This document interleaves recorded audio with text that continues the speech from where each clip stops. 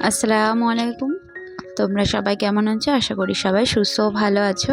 তো আমি রিঙ্কি, নদিয়া জেলার ছোট্ট একটা গ্রাম দীপচন্দ্রপুর থেকে আমার নতুন আজকের আরও একটি ব্লগে তোমাদেরকে স্বাগত জানাচ্ছি। আশা করছি বরাবরের মতো আজকের ব্লগটাও ভালো লাগবে।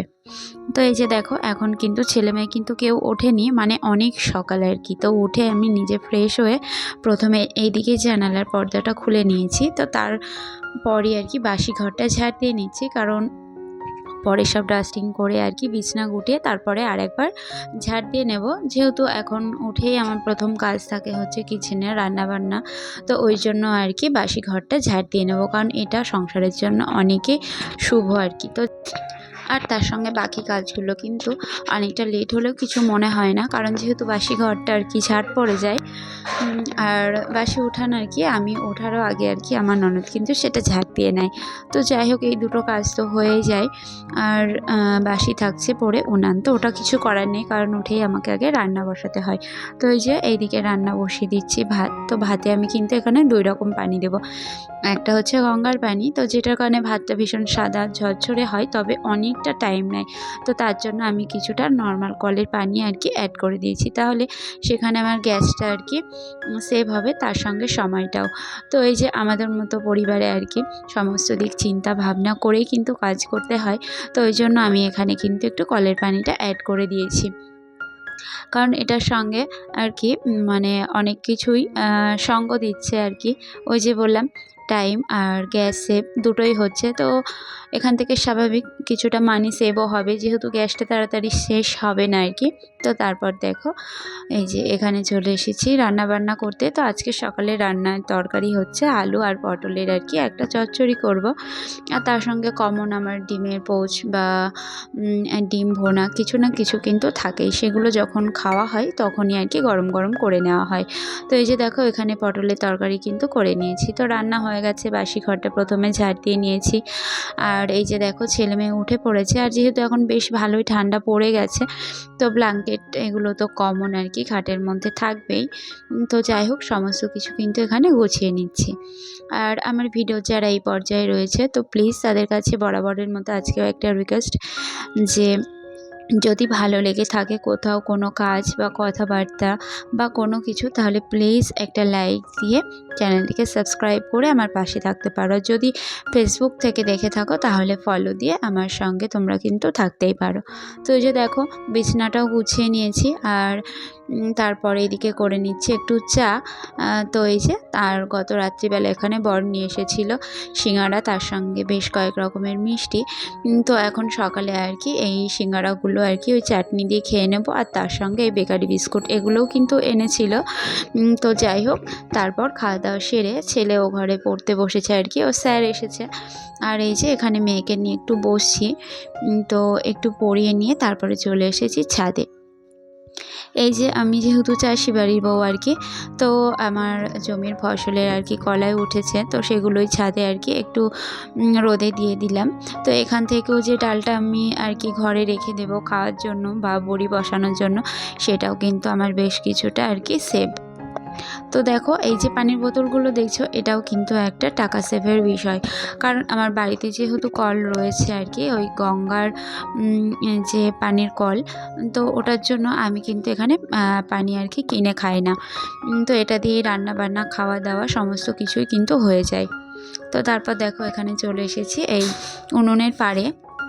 তো বর্ষা ছিল, বেশ কিছুদিন রান্নাবান্না বন্ধ ছিল, আর ওই দিকটা ভিজে স্যাঁতস্যাঁতে হয়ে গেছে ওই কাঠের নিচগুলো। তো ওই জন্য সমস্ত কাঠগুলোকে একটু রোদে বাইরে বার করে দিলাম, আর এখানে যে নোংরাগুলো হয়েছিল সেগুলোকেও একটু আর কি ঝেড়ে নিয়ে পরিষ্কার করে নিচ্ছি। আর পুরো উনুনের পাড়টা আর কি পুরো জায়গাটায় আর কি ল্যাপা দিয়ে নেব।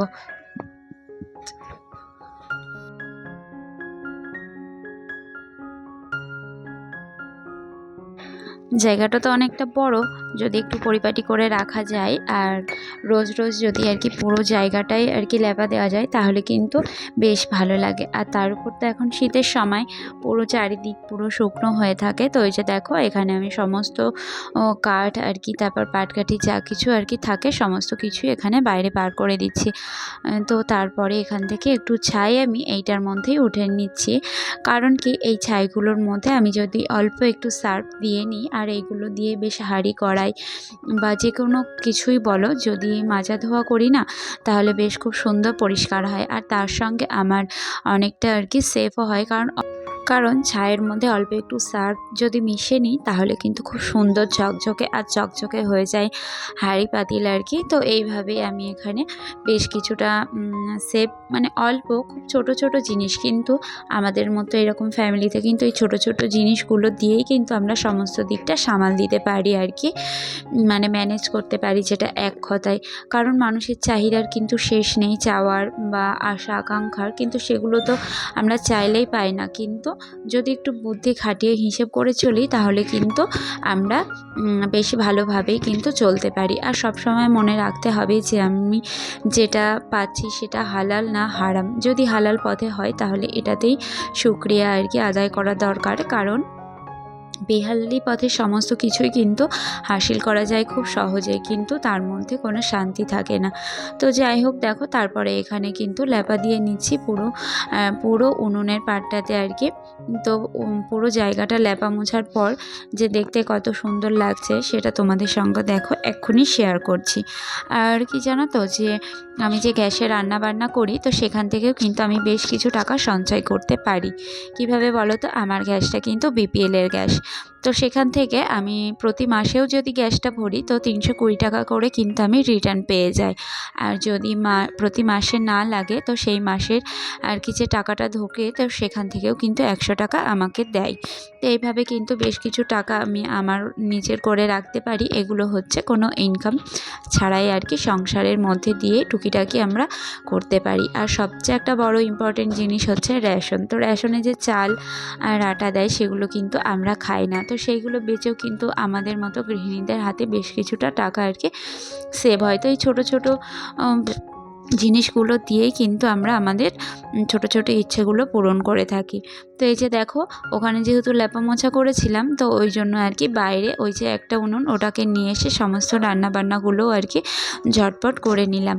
তো এই যে দেখো, এটা হচ্ছে মুসুরি ভাত, এটা শাশুড়ি মা দিয়েছে, এটাকে বেশ ঝাল ঝাল করে মাখবো আর খাবো। খেতে কিন্তু দারুণ হয়েছিল। আর এই যে দেখো আজকে দুপুরে রান্নাবান্না। আর যেটা লাস্ট আমার টিপস বলতে পারো বা আমার বক্তব্য, যেটা উনুনে রান্নাবান্না করলে আরেকটা সুবিধা পাওয়া যায়, শেষে যে কাঠের যে আগুনটা থাকে তো সেটার মধ্যে আর কি শীতকালে কিন্তু পানি গরম দেওয়াই যায়। আর তার সঙ্গে এই যে বাড়িতে ছোট ছেলে মেয়ে থাকলে যে দুধ আমরা জাল করি সেটা কিন্তু এইখানে অনায়াসেই হয়ে যায়। আর এই দুধ জালের মধ্যে দারুণ কিন্তু একটা সেন্ট আসে, যেটা কিন্তু গ্যাসে পাওয়া যায় না। তো এখানেও কিন্তু আমার বেশ কিছুটা গ্যাস সেভ হয়ে যায়, মানে একটু কষ্ট করলে কিন্তু অনেক দিক ম্যানেজ করা যায়। তো এই হলো আমার আজকের ভিডিও। কেমন লাগলো সেটা অবশ্যই কমেন্ট করে জানিও। সবাই সুস্থ ভালো থেকো। আল্লাহ হাফেজ। আসসালাম।